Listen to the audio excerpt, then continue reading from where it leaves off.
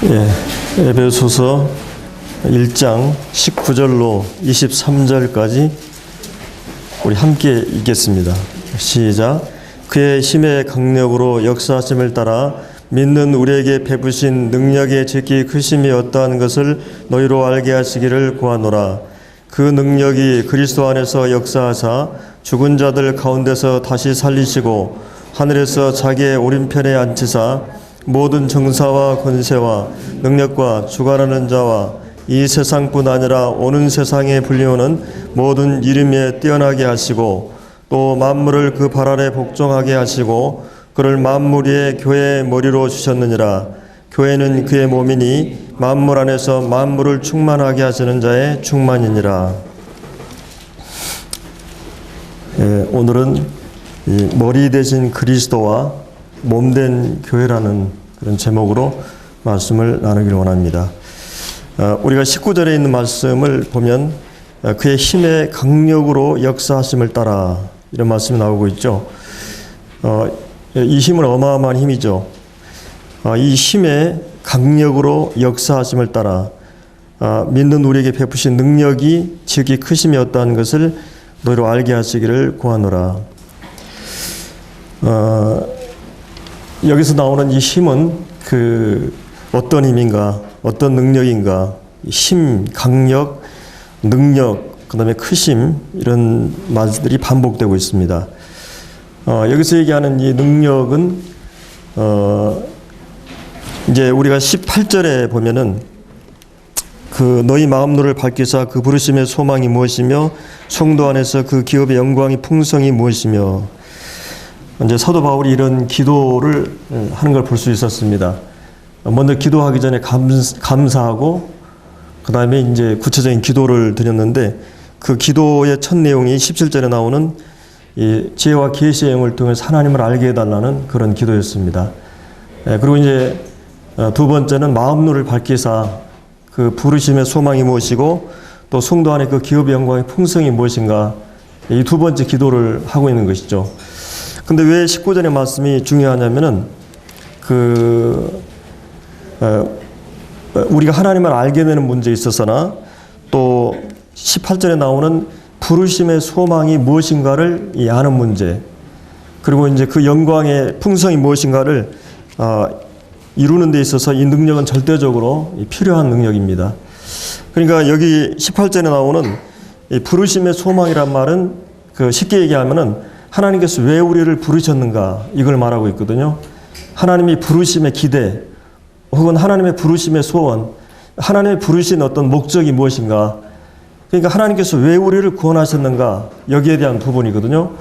물론 여러 가지 있겠습니다만 핵심적인 것은 우리가 1장 4절에 본 대로 우리를 하나님께서 창세전에 그리스도 안에서 우리를 택하사 우리로 사랑 안에서 그 앞에 거룩하고 흠이 없게 하시려고, 우리 주님의 아름다운 그런 성품과 인격을 담도록 하기 위해서 하나님이 우리를 부르셨다. 이것이 이제 하나님이 우리를 부르신 목적이에요. 근데 우리 일반적으로 성도들은 주님을 섬겨나가면서 이 부분에 있어서 많은 그런 좌절감을 느낄 때가 많습니다. 내가 여전히 주님을 닮아 있는 것 같은데 시간이 지나고 보니까 그렇지 못한 나를 보면서 좌절하고, 왜 나는 이럴까? 그리고 이게 혈기를 다루지 못하는 문제나 내가 정직하지 못하는 문제, 또 아직도 내 안에 더러운 문제들이 있고, 이런 여러 가지 문제들 때문에 우리가 주님을 형상을 닮아가는 데 있어서 많은 낙심이 되고 좌절할 때가 많습니다. 과연 나는 변화될 수 있는가, 이런 의문을 갖게 되는데, 이 모든 것이 가능할 수 있는 것은 오늘 19절에 나오는 그 하나님의 능력 때문입니다. 그리고 이제 18절에 나오는 성도 안에서 그 기업의 영광의 풍성이 무엇이고, 이것은 궁극적으로 우리가 가야 될 모든 소망을 말하고 있습니다. 미래에 그 기업이라고 하는 것은 하나님께서 자기가 사랑하는 자들을 위해서, 자기 후사들을 위해서 준비한 하늘의 영광스러운 처소고, 하나님께서 우리에게 주신 모든 것을 말하는 것이죠.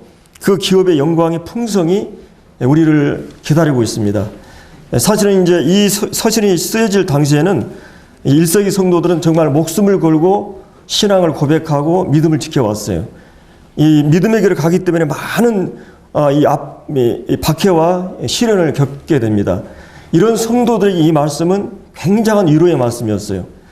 당장 이 환경이나 앞을 보면 막막하고 주님을 따라가는 것이 많은 오늘 고난을 수반하고 있었기 때문에 그들은 굉장히 어려운 그런 상황이 있어서 사도 바울은 그들을 위해서 기도하면서 그들의 눈을 소망에 두고 있는 것이죠. 사실 우리는 편안하고 이제 안락한 그런 삶을 살다 보니까 주님에 대한 소망이 흐려지고, 그다음에 이제 제가 이번에도 일본에 그 지진 사건이 있었는데 우리 민족성뿐만 아니라 일반적으로 사람들은 금방 잊어먹게 되죠. 그때는 막 하늘이 무너지고 땅이 꺼져가는 그런 위기 상황을 이렇게 생각하면서 그런 마음을 갖게 되는데, 우리가 이 9.11 사태가 일어날 때도 미국에서 한 3개월 동안 사람들이 교회에 막 꽉꽉 찼다 그래요.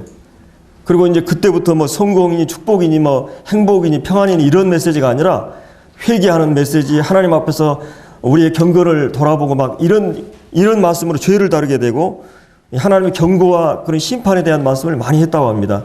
근데 그것이 불과 3개월이 되니까 이 원위치로 돌아갔다는 그런 얘기를 제가 들은 적이 있거든요. 그래서 우리가 그만큼 환경이나 상황이 우리로 하여금 하나님 앞에 엎드리게 하지 않으면 우리는 이 소망에 대해서 흐려지게 되어 있습니다. 주님 때문에 고난을 받고 핍박을 받고 어려운 사람들은 이 주님의 나라에 대한 소원을 갖게 돼요. 주님의 나라에 대해서 보게 되고, 그래서 이제 사도 바울은 그런 그 배경 속에 있는 성도들에게 이 서신을 쓰고 있기 때문에 우리처럼 이런 안정되고 이 좀 그런 여유 있는 환경 속에 있는 성도들에게는 얼른 다가가지 않을 수 있는데, 그러나 여기 중요한 말씀은 나는 과연 변화될 수 있는가? 그리고 나는 내 몸이 어느 날 그리스도의 몸으로 완전히 화되고, 그리고 주님이 주신 모든 최선의 그런 환경 속에 살 수 있는 그 기업의 영광의 풍성을 가능할 수 있는 것이 무엇이냐? 그게 이제 19절에 나오는 이 하나님의 능력이라고 하는 말씀입니다. 그 힘의 강력으로 역사하심을 따라 믿는 우리에게 베푸신 능력의 지극히 크심이 어떤 것을 너희로 알게 하시기를 구하노라. 먼저 우리는 이 능력의 성격을 이렇게 말해주고 있죠. 이 능력이 어떤 능력인가? 그것은 지극히 크심을 알게 하도록, 하나님의 그 능력이 지극히 크다. 이 최상급의 최상급을 쓰고 있죠. 이 어마어마한 능력입니다. 이 능력은 어떤 능력이냐면 20절에 이제 설명을 하고 있는데, 이 능력이 그리스도 안에서 역사하사 죽은 자들 가운데서 다시 살리시고, 이 능력이 어떤 능력이냐면 예수님을 죽음 가운데서 살려내신 능력이에요. 사실은 이 세상에 가장 강력한 능력은 뭐냐? 이것은 죽음을 극복하게 하는 능력이거든요. 이 역사에 죽음을 이겨낸 사람이 한 사람도 없잖아요. 근데 하나님께서 하나님의 능력으로 예수님을 죽음 가운데서 일으키셨어요. 근데 이것은 다시 살아났다고 죽는 그런 죽음이 아니라 영원히 살 수 있는 생명으로 부활하신 겁니다. 이것이 이제 놀라운 능력인데, 그 능력이 2절에 보면은 너희 허물과 죄로 죽었던 너희를 살리셨도다. 그러니까 우리가 거듭나고 중생하는 것은 이 하나님의 지극히 큰 능력의 역사하심의 결과라는 것이에요. 그러니까 내가 지금 믿음을 갖고 있고 하나님의 은혜에 대해서 감사하고 기뻐할 수 있는 것은 하나님의 능력이 내 안에서 역사하신 것입니다. 죽은 나사로를 주님이 일어나라 했을 때 살아났잖아요. 그런 것처럼 이 하나님의 그 절대적인 그 명령, 그 말씀의 능력이 죽은 나사로를 살려내는 것처럼 이 하나님 말씀이 우리를 살려낸 것입니다. 그래서 이제 2장 1절부터는 우리가 이제 어떤 상태에서 구원받았는가를 쭉 말하는데, 이 죽었다는 말은 이보다 더 강렬한 단어가 없죠. 이 죽었다는 것은 스스로 무엇을 어떻게 할 수 없는 상태예요. 이게 바로 이제 하나님을 모르는 상태입니다.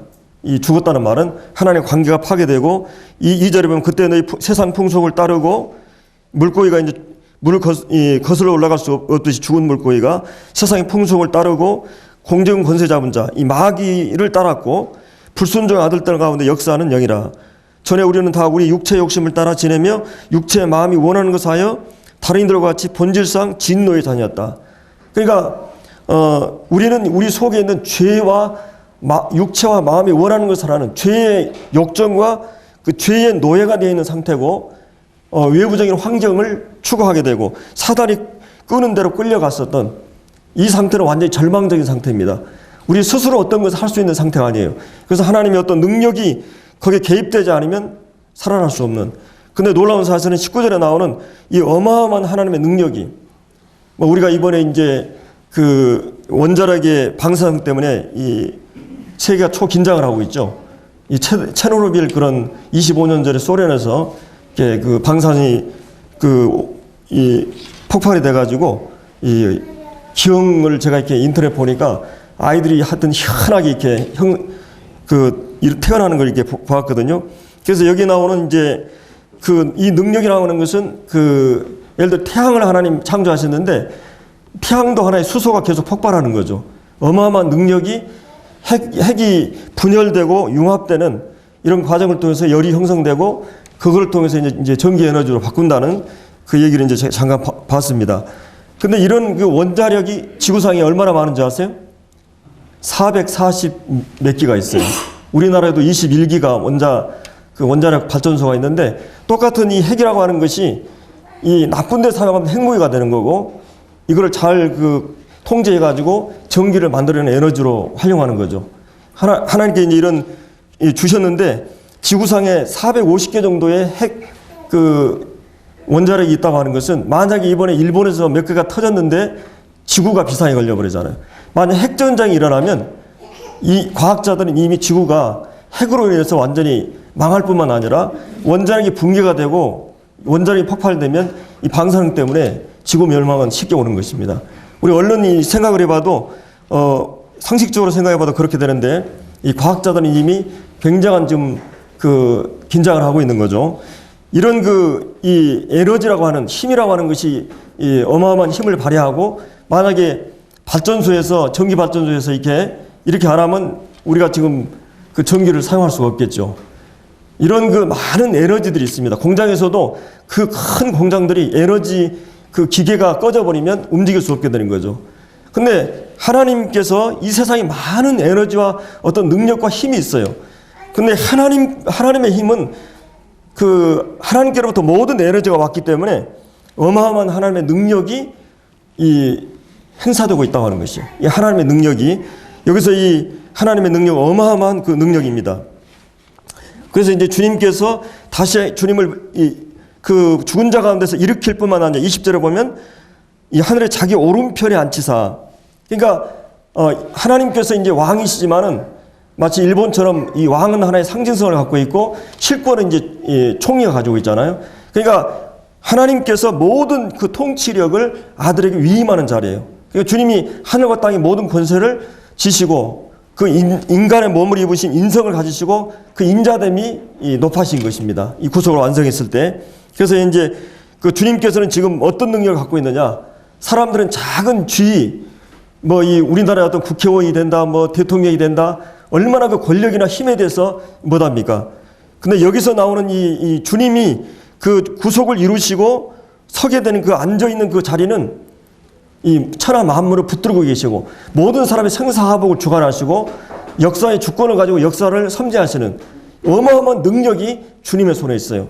그 손의 힘에 의해서 이 만물이 붙들려 있습니다. 우리가 살고 있는 이 생명이나 모든 자연 법칙들이 그분의 손에 붙들려 있는 것이요. 그분의 명령에 따라 움직이고 있는 것입니다. 우리가 지금 돌고 있는 이 지구도 시속 몇 킬로로 달리죠? 아마 30만 킬로로 제가 알고 있어요. 시속 1시간에. 여러분이 아무리 빠른 자동차도 우리가 100킬로, 200킬로만 달려도 아슬아슬하잖아요. 이번에 지진 해일에 보니까 지진 해일의 속도가 몇 킬로였어요? 시속 700킬로예요. 700킬로. 그러니까 이거는 자동차를 능가해버리는 거죠. 근데 이런 어마어마한 힘에 의해서 지구가 지금 돌아가고 있는데 이런 모든 힘을 생각해 봤을 때 하나님으로부터 모든 것이 나온다는 것입니다. 그렇기 때문에 하나님께서 죽은 자를 살리시는 그 능력은 그렇다고 해서 말씀만으로 되는 게 아니에요. 주님이 죽은 자 가운데서 주님의 십자가의 죽으심을 통해서 죄사함이 합법적으로 이루어져야만이 우리가 살아날 수가 있거든요. 그래서 주님이 사역이 완성된 것을 하나님께서 인정하시는 그런 말씀이죠. 가장 놀라운 권세 자리 오른편에 앉히사 21절에 보면 모든 정사 그리고 권세 능력 주관하는 자와 그 다음에 이 세상 이 물리적인 가시적인 세상뿐만 아니라 오는 세상에 불리우는 모든 이름에 뛰어나게 하셨다. 그러니까 우리 주님이 구속을 완성하시고 나서 그 모든 이름에 뛰어난 이름을 주셨다. 우리가 이제 빌립보서 2장에서도 주님이 죽기까지 복종하심으로 하나님께 그를 지극히 높여 모든 이름 위에 뛰어나게 하셨다. 모든 무릎을 예수 이름에 꿇게 하시고 예수를 주라 시인하게 하셨다. 그리고 그를 가장 영화롭게 하셨다는 말씀이 나오는데, 주님께서도 여기 천사 권세 능력, 이거는 악한 영의 이 조직과 선한 그 천사들에도 조직이 있습니다. 이 천사장들이 있고 그 어마어마한 권세들이 있어요. 마치 그 정부 형태로 얘기하면 그 장관이나 국무위원들 이 국가를 통치하는 그런 수장이 그 체계적으로 있는 것처럼 이 천사들의 영역에서도 어마어마한 조직이 피라미드식으로 있어요. 그리고 이 악한 영도 그렇고, 근데 모든 이런 그 영계의 그 세력의 모든 이름 위에 뛰어나게 하셨다고 하는 것이죠. 그리고 이제 22절에 보면 모든 만물을 그 발 아래 복종하게 하신. 예, 그래서 이제 예수님께서 이 구속을 이루시로 말미암아 하나님께서 그를 이제 교회의 머리로 세우셨습니다. 거기서 이제 22절에 보면 그를 만물의 교회의 머리로 주셨느니라.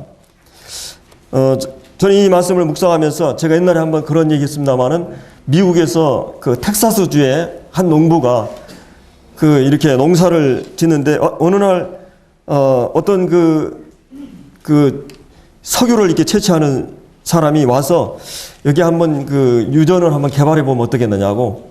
그래서 이 사람이 이 큰 그 땅이었기 때문에 주저했어요. 왜냐하면 농사를 지면 먹고 살 수 있고 그러는데, 미국 같은 데는 농사를 줘도 막 헬리콥터로 막 이렇게 기름을 그 농약을 하고 어마어마한 그 크기로 하죠. 그래서 이제 주저했는데 그분이 계속 사정을 해가지고 그럼 그렇게 하자고. 그렇게 해서 계속 그 기계로 이제 파보는데 1년 동안 거의 없었어요. 그래서 야, 이거 1년 농사 지었으면 이거 괜찮을 건데, 그러고 있는데 1년이 딱 됐는데 여기가 유전이 발굴된 거예요. 근데 그 유전량이 어마어마한 양이에요. 그럼 하루아침에 이제 그냥 이 갑부가 된 거죠. 제가 이 말을 하는 것은 뭐냐면, 여러분 안에도, 우리 안에도 그 석유보다 더 어마어마한 잠재력이, 바로 그 19절에 나오는 그 힘의 강력하심이 우리 안에 있음을 알도록 기도하고 있습니다.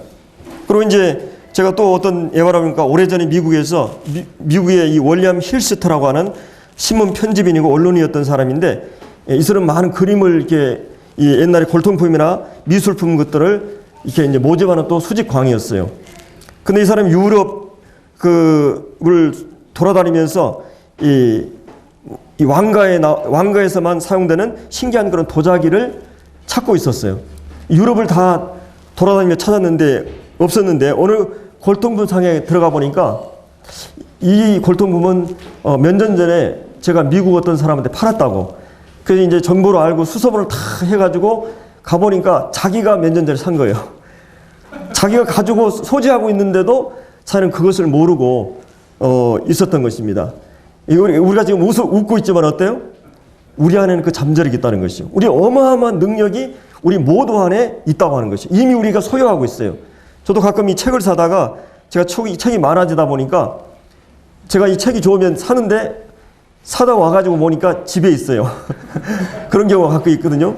그래서 이런 거를 보면서 정말 이미 우리에게 주어진 이런 것들을 우리는 사용하지 못하는, 또 어떤 할머니가 이 아들이 이제 외국에 가서 살고 할머니 혼자 사시는데, 아들이 계속 정기적으로 이렇게 그 돈을 보내주고 살고 있는데 어느 날 갑자기 병이 들었어요. 그래서 이제 편지로 내가 병이 들어서 죽게 됐다고 그랬을 때, 이제 아들이 그 어마어마한 수표를 이렇게 보내줬어요. 충분히 병원을 치료할 수 있는. 근데 할머니가 이 수표를 볼 줄을 몰라요. 그래서 그걸로 인해서 죽었다는 말을 들었는데, 이미 그에게 주어진 것을 누리지 못하고, 알지 못하고 이해하지 못하기 때문에, 이 하나님께서도 우리에게 이런 어마어마한 이 보배를 이미 우리 안에 주셨다고 하는 겁니다. 우리가 또 이제 비금에서도 그런 일이 있었다고 그러죠. 이 비금 작은 섬에 태풍이 일어나가지고 옛날에 독이들이 이렇게 와서 그냥 이 사람이 뭣도 모르고 그냥 개밥통 한 거예요. 근데 그런 전문가들이 고고학자들이 지나가다 이걸 보고는 이거를 나한테 팔라고. 근데 이거는 뭐 보통 말하는 게 아니라 이거는 제가 제가 알기로 한 1억 정도 주겠다고, 1억인가? 그러니까, 이게 뭔데 그러냐고? 그래서 팔았는데, 자기는 그걸 가치를 몰랐기 때문에 어떻게 해요? 그것을 쉽게 생각한 거죠. 근데 우리 성도들에게 오늘 사도 바울이 얘기하고 있는 것은 나를 변화시켜가는 능력이 내 안에 실제하고 있다. 내가 궁극적으로 그 나라에 가도록 영화되고 영광스러운 나라에 가는 모든 것이 바로 우리 안에 있다. 근데 여기서 이제 그 힘의 강력으로 역사하심을 따라 역사하심의 결과로 이런 말이에요. 그 힘의 강력하신 역사하심에 힘입어서 역사하심의 결과로 믿는 우리에게 베푸신 능력. 그 능력이 하나님 안에 있는 그 능력이 믿는 자들 안에 역사하셨고 역사하고 있다는 것이에요. 그 능력이 믿는 자들에게 그 능력이 베풀어졌다고 하는 것이에요. 그리고 죽은 자 가운데서 우리를 살아나게 하셨어요. 그러니까 여러분들 구원받은 것은 어마어마한 일이죠. 내가 거듭났다, 내가 중생했다, 허물과 죄로 죽어있던 내가 다시 하나님과 관계가 회복되고 내가 다시 영적으로 살아나서 하나님을 감각할 수 있다. 이건 어마어마한 사건인 것입니다. 그렇기 때문에 여기서 사도 바울이 얘기하고 있는 것은 뭘 달라고 기도하는 게 아니라 이미 하나님이 우리에게 주신 것을 깨닫도록 알도록 기도하고 있어요. 여기 이제 18절에도 이 부르심의 소망이 무엇이며 영광의 풍성이 무엇이며 계속 나오죠. 그리고 이제 19절에서 크심이 어떤 것을 이 세 번 계속 이 기도가 3번 나오는데 어떤 것을 너희로 알게 하시기를 구하노라. 자, 우리가 17절은 누구를 알라고 기도했습니까? 하나님 아버지를 알도록 기도했어요. 그리고 여기서는 3가지, 이제 우리 하나님이 왜 우리를 부르셨는가, 그리고 이 궁극적인 기업의 영광의 풍성이나, 그 다음에 여기 나오는 믿는 우리에게 베푸신 능력이 지극히 크신 것은 어떤 것을 너희로 깨닫기를 기도하고 있습니다. 그리고 그 능력이 실제 예수 그리스도 안에서 어떻게 역사하는가를 보고 있어요. 그러니까 예수님을 죽은 자 가운데서 부활하게 하시고 하나님 보좌 우편에 앉으시고 모든 정사의 권세와 모든 것 위에 뛰어나게 하시고 모든 만물을 복종하게 하시는 그런 어마어마한 능력이, 우리가 이제 이번에 누가복음 공부하면서도 그 사단이 우리 예수님께 와가지고 천하 만국의 모든 권세와 영광을 다 보여주죠. 사람들은 정말 이 권세와 영광을 위해서 그거를 지면은 모든 것이 부귀영화가 따라오고 모든 사람들이 우리에게 그냥 복종하기 때문에, 근데 예수님이 그 권세와 영광을 어떤 과정을 통해서 얻는 게 중요해요. 사단은 나한테 절함하면, 나한테 그냥 타협하면, 하나님 우리 주님에게서는 사단을 경배할 수가 없죠. 성도들은 악한 영에게 경배할 수가 없어요. 하나님 외에 우리는 경배할 수 없습니다. 경배 대상이 없어요. 근데 이제 사단이 이 세상의 모든 권세와 영광을 다 소유하고 있고 잠정적으로 자기가 그거를 이 악한 자 안에 처해 있고 세상의 주관자이기 때문에 사단이 이게 통치하고 있죠. 그러나 어떻게 됐어요? 우리 주님께서 하나님 외에는 경배할 수 없다. 그러면서 주님이 그 시험을 물리치십니다. 그래서 어떤 분은 우리 주님께서 우리 주님은 세상 권세와 모든 영광을 다 해도 이 사단은 만족할 수 없었어요. 근데 우리 주님은 하나님 한 분으로 만족하고 계셨어요. 그러니까 사단이 예수님을 시험하러 왔다가 어떤 분은 사단이 시험 들었다고 얘기했어요. 그런 사단이 모든 것을 지어봤는데 자기는 세상의 부귀영화나 모든 걸 다 취해봤는데도 만족할 수 없었어요. 그러나 예수님은 하나님 한 분으로 만족하고 계셨어요.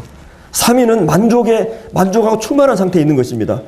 그래서 이 사단은 오히려 그 시험을 받고 도망갔다는 말을 제가 들은 적이 있는데, 우리 주님은 그 권세와 능력을 우리 주님은 이미 가지고 계실 뿐만 아니라 이제 어떤 과정을 통해서 얻게 되고, 그 과정은 뭐냐면 이 구속사의 전체를 20절에서 말해주고 있죠. 주님께 십자가에서 죽은 자 가운데서 다시 살리셨다. 예수 그리스도의 죽음과 부활이라는 과정을 통해서 얻게 되는 권세예요. 그러니까 예수님이 우리의 머리가 되셨다. 그분이 우리의 권위가 되셨다. 이 말은 뭐냐면 어떤 과정을 통해서 그분이 권위를 갖고 있는가.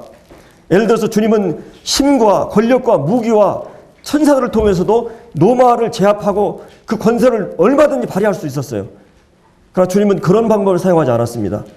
여기서 얘기하는 것은 주님이 십자가에 내려가심으로 우리 인간의 모든 죄의 문제를 자신이 다 해결해 주시고 인간의 모든 그 죄에 대한 값을 지불함으로 그분의 진정한 사랑을 나타내셨고, 우리 사람들을 살리기 위해서 주님이 하신 그 일을 통해서 그분이 세워진 권세예요. 그렇기 때문에 교회는 그분을 머리로 삼는다고 했을 때는 이런 과정을 통해서 얻는 권세예요. 그냥 어떤 힘으로 얻는 권세가 아니고, 우리 주님은 우리를 위해서 어떤 희생과 사랑과 섬김을 통해서, 십자가를 통해서 이루신 이 권이라고 하는 것입니다. 그런 이 권세가 바로 22절에 나오는 그분이 우리의 머리로 주셨다는 말입니다. 그래서 이제 오늘날 이 교회는 얼마나 많은 이 공격을 받고 있습니까? 교회는 하나님의 능력이 강력한 역사가 나타나는 것이 바로 이 교회입니다. 이 교회는 하나의 신비예요. 그래서 이 예배소 5장에 보면 교회를 하나의 비밀로 이렇게 말하고 있죠. 오늘 많은 사람들이 인터넷이 발달되면서부터 교회를 나오질 않고 그냥 설교만 듣고 헌금도 온라인으로 하고 이런 시대가 왔어요. 오늘 이런 무교회주의, 탈교회주의가 범람하고 있습니다. 그러나 역사적으로 그렇게 훌륭하고 경건한 사람들이었지만 그 무교회주의, 탈교회주의는 역사에서 다 사라져 버렸어요. 그리고 지나치게 이제 이 교회가 또 조직화, 건물, 그 다음에 이 제도로 묶여지면서, 전통에 묶이면서 교회가 본래의 생명력을 상실해가는 이런 두 가지 극단이 있어 왔어요. 너무 조직 일본도로 나가는 교회, 오늘날 그 조직을 강조하는 캐토릭이라든지 조직에 얽매여 있는 이런 교회, 그러면서도 이건 아니다, 자유로움을 강조하다가 무교회주의, 탈교회주의로 나갔어요. 그리고 그냥 교제를 위해서 앉아서 모이고 어떤 일정한 질서나 형식이 없이 이랬을 때 이 교회는 또 역사에 사라져가는 것을 볼 수 있습니다. 이 교회는 하나님이 직접 간섭하시는 돌보시는 곳이에요. 이 교회는. 그래서 비록 교회가 많은 문제를 안고 있으면서도 교회를 떠나서는 기독교가 존재할 수 없습니다. 여전히 세상의 희망과 소망은 교회에 있다고 하는 것입니다. 오늘 많은 호합한 그런 화려한 그런 교회 건물, 교회가 너무나 크고, 그 다음에 교회가 너무나 많고, 이런 걸 보면서 많은 사람들이 위화감을 느끼고, 예수님이 이 땅에 오셨을 때 그 삶의 정신과 이런 것은 많이 맞지 않다, 이렇게 이제 많은 비난과 비판을, 지탄을 받고 있고, 그 다음에 많은 그 대물림이나 세습화, 그 다음에 재정적인 문제, 도덕성이나 윤리성이 얼마나 많습니까? 여러분 사기친 사람들 대부분이 막 장로, 집사들이 뭐 부지기수잖아요. 그리고 이 세상에 너무나 많은 그런 이 교인들이 잘못돼가지고 이 상업화되고 물질주의되고, 그런 진정한 교회의 모습을 우리가 볼 수 없기 때문에 세상은 교회를 많이 공격하고 있어요. 그러나 이 많은 교회가 잘못되었다 할지라도 진정한 교회들이 있어요. 이 7교회 같은 경우도 참 훌륭한 그런 교회가 있었고, 나쁜 그런 교회가 있었죠. 교리적으로 부패한 교회가 있었고, 이 도덕적으로 타락한 교회가 있었고, 사랑을 잃어버린 교회가 있었고, 형식적인 살았다는 이름을 가지고 죽은 이 사대교회처럼 그런 교회도 있었어요. 그리고 차지도 않고 덥지도 않은 이 라오디아 교회처럼 자족하고 교만한 그런 교회도 있었어요. 하여튼 교회는 여러 가지 형태로 있어요. 근데 정말 주님이 원하시는 교회가 무엇이냐, 진정한 교회의 모습이 무엇인가를 우리가 보여줘야 하는 것이죠. 이 교회의 영광을 회복해야 됩니다. 이것은 진정으로 교회가 하나님을 예배하는, 하나님을 향해서, 그리고 교회 자체를 향해서 여기서 아름다운 교제와 사랑과 양육과 이런 것이 이루어지는, 그리고 세상을 향해서는 복음이 증거되고 어려운 사람들의 구제가 일어나는 이런 교회의 본래의 의도나 모습이, 영광이 회복돼야 됩니다. 그래서 주님은 이 교회에 대한 유일한 희망은 교회예요. 하나님께 교회를 통해서 그 자신의 영광을 받으시고, 그리고 교회를 통해서 모든 일들을 진행해 가십니다. 여기 나오는 이제 23절에 교회는 그의 몸이다, 이런 말씀이 있죠. 이 말씀이 이제 이 교회와 이 그리스도는 분리할 수 없는 관계라는 것이에요. 교회와 이 몸은 연합되어 있다는 말입니다. 여러분이 몸과 목을 분리해 놓은 상태를 생각할 수 있습니까? 물론 여러분 기계는 부품을 분리해 놔도 돼요. 오늘 지금 태선입니까? 태선이가 다리를 지금 다쳤는데, 다리를 다치면 그냥 부품을 이렇게 교환하면 되죠. 차 같은 경우는 뺐다 이렇게 가로끼면 되니까. 근데는 지금 대선이 어때요? 이것이 불편함을 겪어야만 돼요. 이게 다시 정상으로 돌아올 때까지 참아야 돼요. 그럼 우리 교회는 지금 그 대선이 같이 지금 우리 지금 기여주교의 몸 중에 한 사람이 장애인이 될 수가 있어요. 신앙생활에 제대로 하지 않으면. 그러면 이 몸 전체를 움직이는데 많은 장애를 안고 있기 때문에 힘들게 지나가요. 예를 들어 우리가 전도 집회를 하자, 같이 예배를 드리자 그러면 장애를 갖고 있는, 정상적이지 않은 잘라낼 수도 없고, 그것은 교회 전체가 움직이는데 많은 불편함을 가져요. 그리고 전 몸이 거기에 신경을 써야 되고, 그래서 정상적이고 건강한 교회가 되기 위해서는 이 몸이 건강해야 되겠죠. 그래서 이 머리와 이 몸이라고 하는 것은 서로 분리되지 않는 그런 것이라고 하는, 유기적이고 생명적인 방식으로 연합되어 있습니다. 이거는 조직체가 아니고 유기체입니다. 분리하면 바로 죽음이에요. 가지가 잘려지면 죽음이고, 그래서 우리는 한 몸으로 연합되었다고 하는 것을 이런 영적인 그런 신비적인 연합으로 이루어져 있는 것을 말할 수 있어요. 그리고 은혜에 떨어진 자는 없어요. 거듭나면 성령이 몸에 결합을 시킵니다. 우리를 중생하게 할 뿐만 아니라 한 몸에 우리가 이 성령의 세례를 받았어요. 한 몸이 된 거죠. 그래서 이제 이런 머리와 몸이 하나로 연합되어 있다. 그 다음에 그리스도가 교회의 머리시다. 여러분이 동물을 움직이려면 어떻게 하면 되는 줄 아세요? 제가 동물들 키우니까 동물들은 묶어가지고 끌고 가면 잘 안 가요. 근데 먹을 것을 주면 냄새를 맡거나 보면 바로 따라옵니다. 그러니까 이 먹이 냄새를 맡고 그냥 움직이죠. 그러니까 머리가 움직이면 몸을 움직인다는 것이에요.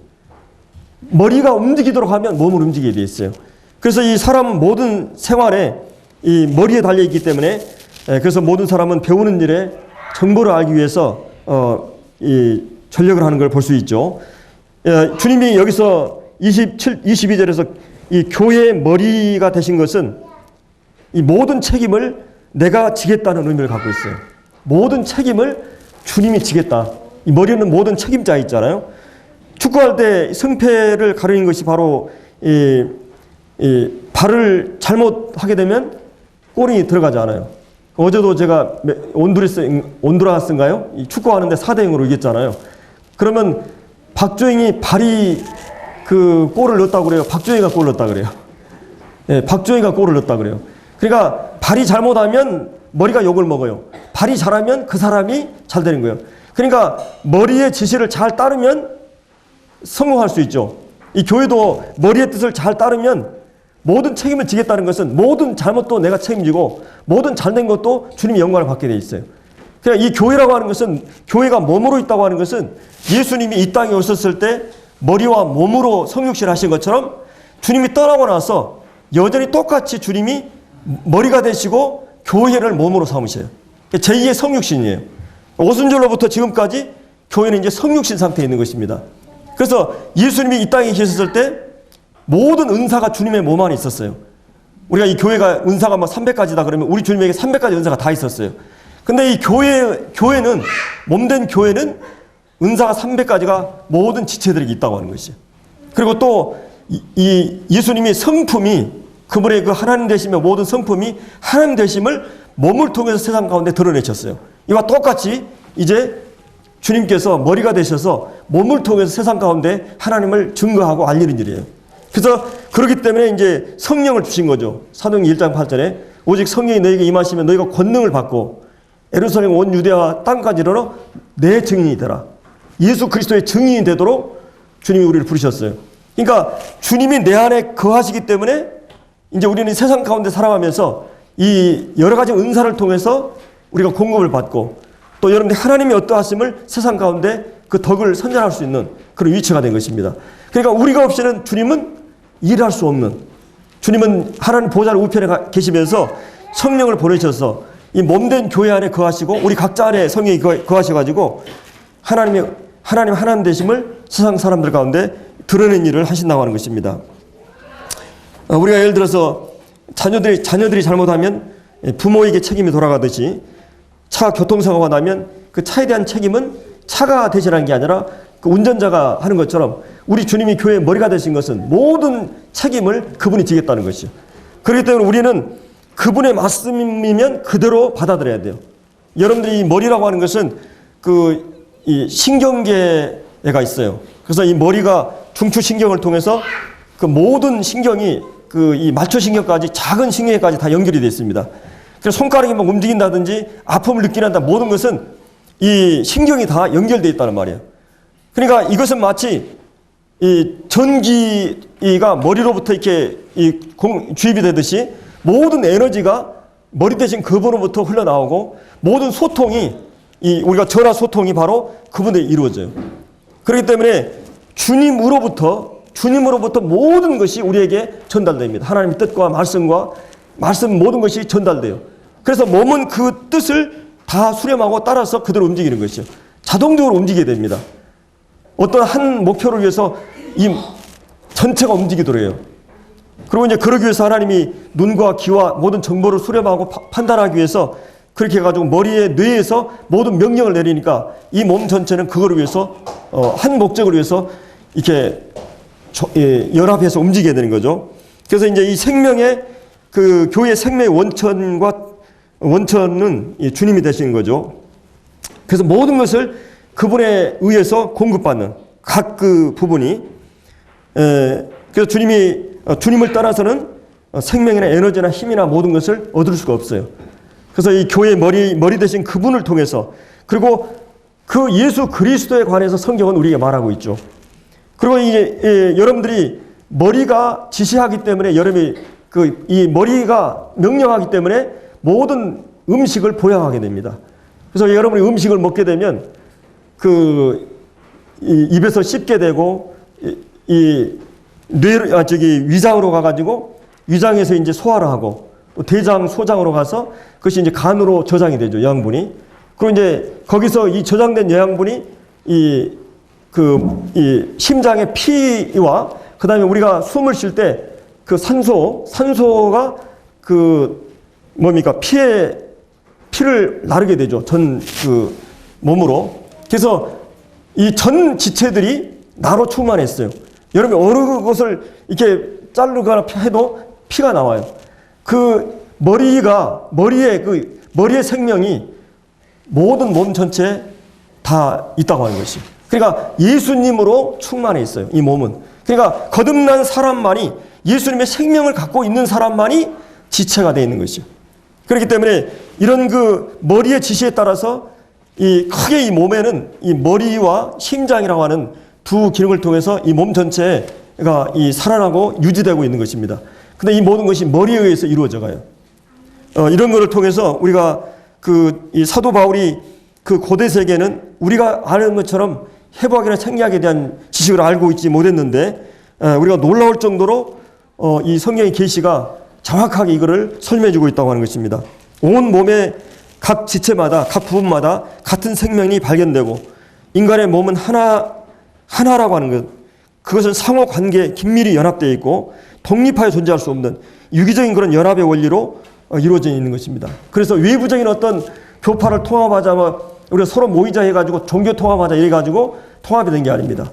예수 그리스도라는 진리를 알게 되고 그분의 생명과 영적인 틀 안에서 성령 안에서 연합이지 인위적으로 이루어지는 연합이 아니에요.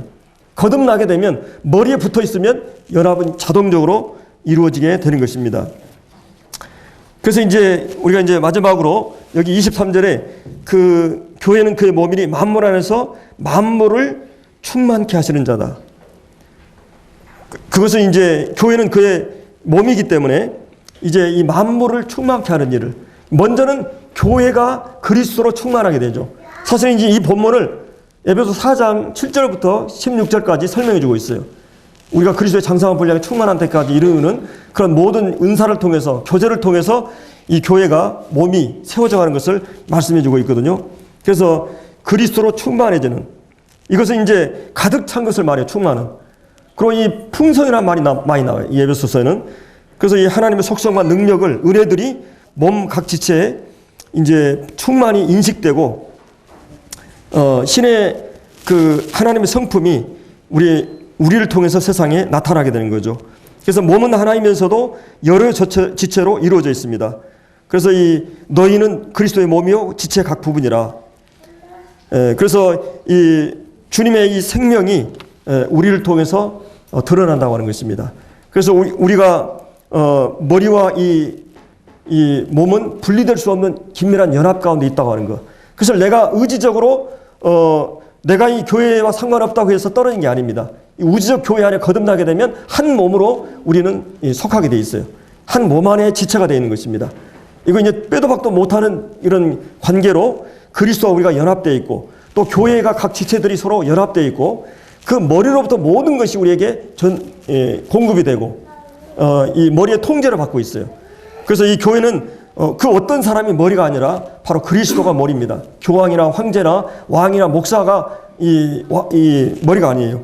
바로 그리스도가 교회의 머리십니다. 그리고 그 그리스도가 어떤 분인가 알면 알수록 우리는 그분 앞에 복종하고 사랑하고 따라갈 수 있어요. 그분이 가지고 있는 머리 되심의 권위는 어떤 이 완력이나 힘으로 되어진 게 아니라 그분의 자신의 몸을 희생해서 우리를 위해서 살으셨기 때문에 지금도 그분은 교회를 위해서 기도하고 우리를 붙들고 계시기 때문에 그분의 어떠하심을 알게 되면 우린 그분 앞에 복종하지 않을 수가 없게 돼요. 여기는 내 몸과 마음으로부터 주님을 복종할 수 있는 관계예요. 이 몸은 자동적으로 머리에 순종하고 따라가는 것입니다. 주님을 제대로 우리가 알게 되고 말씀을 제대로 공급을 받게 되면 우리 그분 앞에 우리 자신을 온전히 드리지 않을 수가 없게 된다고 하는 것입니다. 그래서 오늘 저희들이 이제 그리스도가 교회의 머리가 되시고 우리는 그의 몸된 교회라고 하는 이 사도 바울이 에베소 전체에서 계속 얘기하고 있는 이 부분을 함께 살펴봤습니다. 기도하고 마치겠습니다.